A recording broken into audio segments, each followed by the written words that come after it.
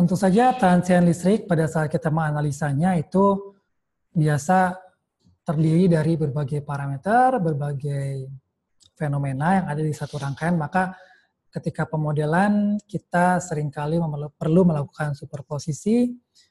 Di situ sekali lagi kita kembali dari pemahaman fundamental bahwa setiap komponen listrik mengandung parameter R, L, dan C yang sifatnya berbeda-beda di setiap komponen dan juga pada kondisi tertentu satu parameter akan lebih mendominasi dibanding dengan pada kondisi yang lain, misalnya antara steady state atau transient. Dan juga bahwa parameter ini pada kondisi sebenarnya terdistribusi, jadi R, L, dan C itu terdistribusi, dan pada saat analisa bisa digabung atau ketika analisa detail dilakukan perlu tetap dalam bentuk terdistribusi. Nah, kita juga tahu bahwa yang penting adalah kapan dan bagaimana memodelkan R, L, dan C di setiap komponen dalam rangkaian listrik.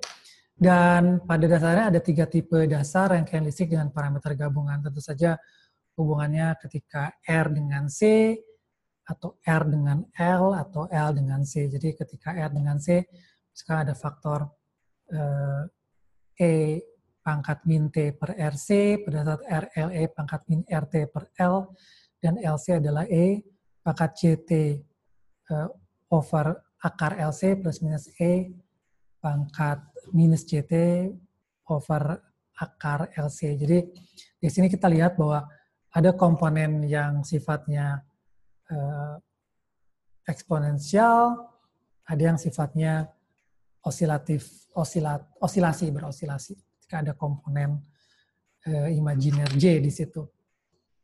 Nah, karakteristik parameter gabungan ini adalah bahwa respon dari parameter gabungan akan berupa fungsi eksponensial atau gabungan fungsi eksponensial dengan komponen nyata dan imajiner. Jadi ada fungsi sinus atau cosinus di situ. Dan respon yang lebih rumit adalah untuk rangkaian listrik dengan banyak elemen. Maka responnya akan lebih rumit, dan di situ kita memerlukan atau bisa melakukan superposisi. Jadi pada sistem linear apabila stimulus S1 menghasilkan respon R1 dan stimulus S2 menghasilkan respon R2, maka stimulus S1 dan S2 secara bersamaan akan menghasilkan respon R1 dan R2. Jadi kita menggunakan superposisi pada sistem linear. Misalnya pada operasi penyambungan pemutusan rangkaian listrik, satu kejadian yang mengakibatkan terjadinya sambungan baru atau terbukanya sambungan yang telah ada, termasuk ke dalamnya itu gangguan hubung singkat, operasi circuit breaker, sambaran petir, maka di sini transien adalah respon dari operasi penyambungan atau pemutusan rangkaian listrik.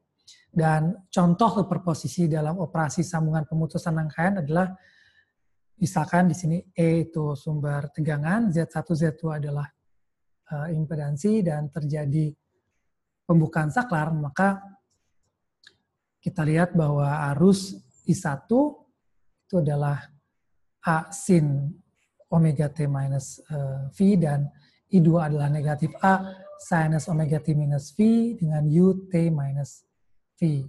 Jadi ketika kita di titik kontak ini pada saat T0 itu mau menghitung arusnya, maka yang terjadi sebenarnya adalah superposisi I1 dan I2.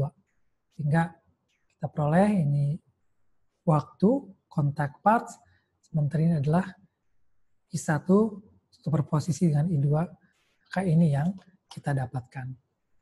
Itu contoh dari superposisi.